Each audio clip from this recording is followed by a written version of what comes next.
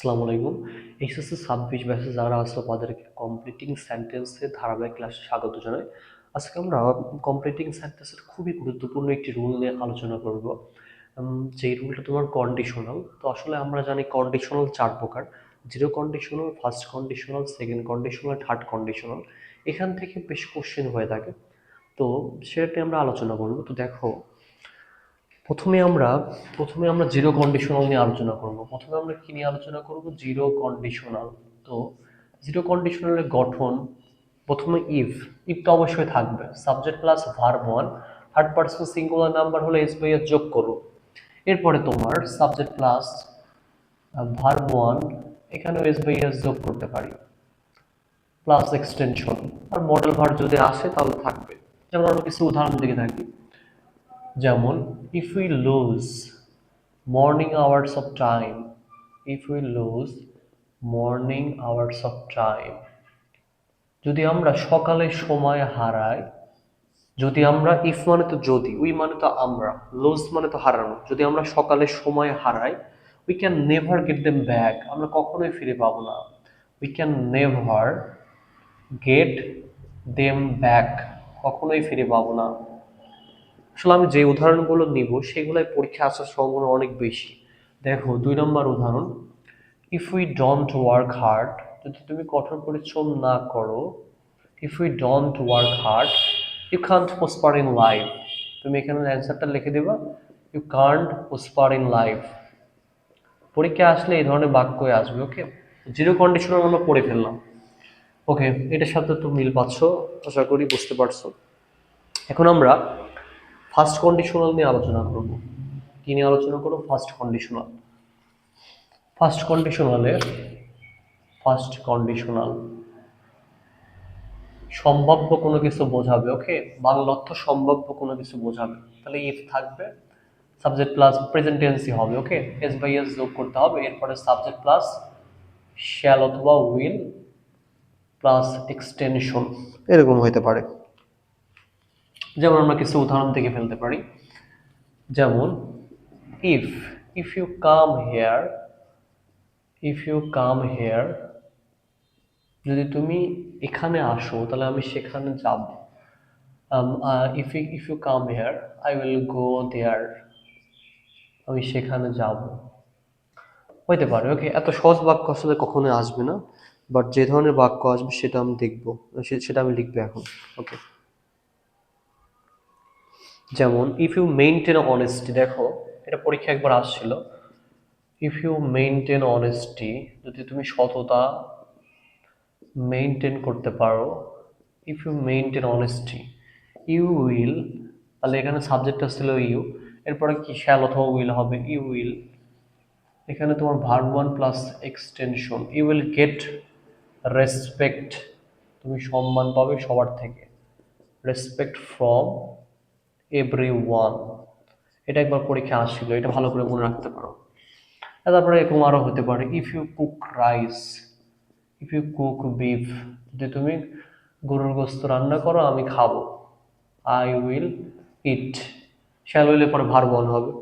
অথবা এরকম হতে পারে, ইফ ইউ মেইনটেন অনেস্টি, যদি তুমি সততা মেইনটেন করতে পারো, you will get respect from everyone, সবাই তোমাকে সম্মান করবে। দেখো উইল থাকবে। ওকে, তো ফার্স্ট কন্ডিশনাল আমরা পড়ে ফেললাম। সেকেন্ড কন্ডিশনাল তোমার জন্য সবচেয়ে গুরুত্বপূর্ণ। ওকে, সেকেন্ড কন্ডিশনালের রুলটা আমরা লিখে ফেলি। সেকেন্ড কন্ডিশনাল খুব ইম্পর্টেন্ট, খেয়াল করো, ইফ এর পরে সাবজেক্ট প্লাস ভি টু হবে, কিছু একটা থাকবে এক্সটেনশন, এরপরে সাবজেক্ট প্লাস তোমার উড থাকতে পারে, কুড থাকতে পারে, উড কুড, এরপর অবশ্যই ভার্ব ওয়ান প্লাস এক্সটেনশন। এটা তোমার জন্য খুবই ইম্পর্টেন্ট। ওকে, 100% এখান থেকে একটা কোশ্চেন আসার সম্ভাবনা আছে। ওকে, তো এখন দেখো যেগুলো পরীক্ষা আসবে ওইগুলোই আমরা দেখব। যেমন if I had a camera, এটাই পরীক্ষা আসবে ইনশাআল্লাহ। If I had a camera, যদি আমার একটা ক্যামেরা থাকতো তাহলে আমি কি করতাম। তো এটা ফাঁকা দেওয়া থাকবে, তোমার অ্যান্সারটা লিখতে হবে। তাহলে প্রথমে সাবজেক্ট, এখানে সাবজেক্টটা কি ছিল? আই, আই উড, তো ভার্ব ওয়ান নিতে হবে। ছবি তুলতে পারতাম, I would take beautiful photo, আমি সুন্দর ছবিগুলো তুলতে পারতাম, ফটো, এরকম তুমি লিখতে পারো। ওকে, তো যদি এখানে হি থাকতো তাহলে তুমি এখানে হি দিয়ে দিতে, তাই না? তাই তো। ওকে, এখন দেখো, যদি মনে করো আরো কিছু লেখা হলো, 2 number example, if they are educated, যদি তারা শিক্ষিত হইতো, এডুকেটেড, এডিউসি, কি লিখলাম, এডুকেটেড, ওকে, ইডিউসিএটি, এডুকেটেড, বানান ভুল হলো, ওকে। আচ্ছা, ইফ দে আর এডুকেটেড, তারা কি করতে পারতো? তারা নিজেদের ভালো করে যত্ন নিতে পারতো। They would better care of themself, এটা লিখে দিতে পারো তুমি, better care of themselves. Okay, সুন্দর একটা উদাহরণ হলো। আরো কিছু আমরা উদাহরণ দেখতে পারি।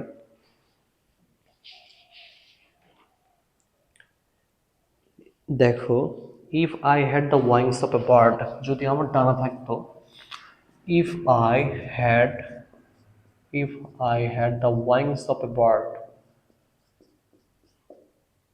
যদি আমার ডানা থাকতো, তাহলে এবার তুমি এর অ্যান্সারটা লিখে দেখে দেখে লেখো, I would fly in the sky, আমি আকাশে উঠতে পারতাম। এইগুলো বেশি ইম্পর্টেন্ট বলতে পারো। আরেকটা উদাহরণ দেখতে পারি, ইফ ইট হ্যাড, যদি বৃষ্টি হতো, if it had rained heavily, যদি বাইরে বৃষ্টি হতো, উই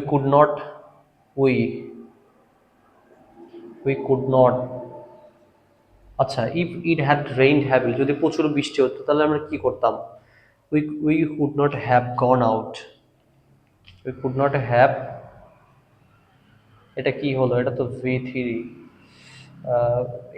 এটা তো আসলে, সরি, সো এটা আমরা একটু পরে দেখবো। থার্ড কন্ডিশনালের ক্ষেত্রে এটা আমরা দেখবো। থার্ড কন্ডিশনাল গঠন কি হবে? ই প্লাস সাবজেক্ট প্লাস V3, ই প্লাস সাবজেক্ট প্লাস V3 থাকবে, অর্থাৎ প্রেজেন্ট পারফেক্ট টেন্স হবে। মানে এখানে তোমার হ্যাড প্লাস V3, এরপরে সাবজেক্ট প্লাস তোমার would could have plus V3 plus extension. এখন আমরা ওই উদাহরণটা দেখব। এটা পরীক্ষা আসলে, এই জন্য আমি লিখতেছি, ইফ ইট হ্যাড রেইনড, ভার্বের 3 নম্বর ফর্ম, এই যে হ্যাড ছিল, হ্যাডের পরে rained happily, if had rained হচ্ছে হ্যাপিলি, তাহলে আমরা বাইরে যেতাম না। We could not we could not we could not, we তো আমরা লিখলাম, এই যে উই কুড নট হ্যাভ লিখতে হবে, গোর 3 নম্বর ফর্ম গন আউট, আমরা বাইরে যেতাম না। আরও বেশ কিছু উদাহরণ হইতে পারে। তো দ্বিতীয় ক্লাসটি তোমাদের কেমন লাগলো? আমি যে উদাহরণগুলো লিখছি সেগুলো আসলে পরীক্ষায় আসছে, এগুলো খুবই গুরুত্বপূর্ণ, এগুলো তুমি অবশ্যই নোট করে নিতে হবে। পরীক্ষায় আসার মতো আমি উদাহরণগুলো নিছি। ইচ্ছা করলে উদাহরণ তো অনেকগুলো দেওয়া যেতে পারে, বাট আমি দেখছি যেগুলো বোর্ড কোশ্চেনে ছিল সেগুলোই আমি দিয়েছি। তো দ্বিতীয় ক্লাসটি তোমাদের কেমন লাগলো অবশ্যই জানিও। এরপরে আমরা ধারাবাহিকভাবে পরবর্তী ক্লাসগুলো নিয়ে ফেলবো, কিন্তু তোমাদের পরীক্ষার খুব বেশি দেরি নাই। সবাইকে ধন্যবাদ জানিয়ে ক্লাসটি শেষ করেছি। আসসালামু আলাইকুম।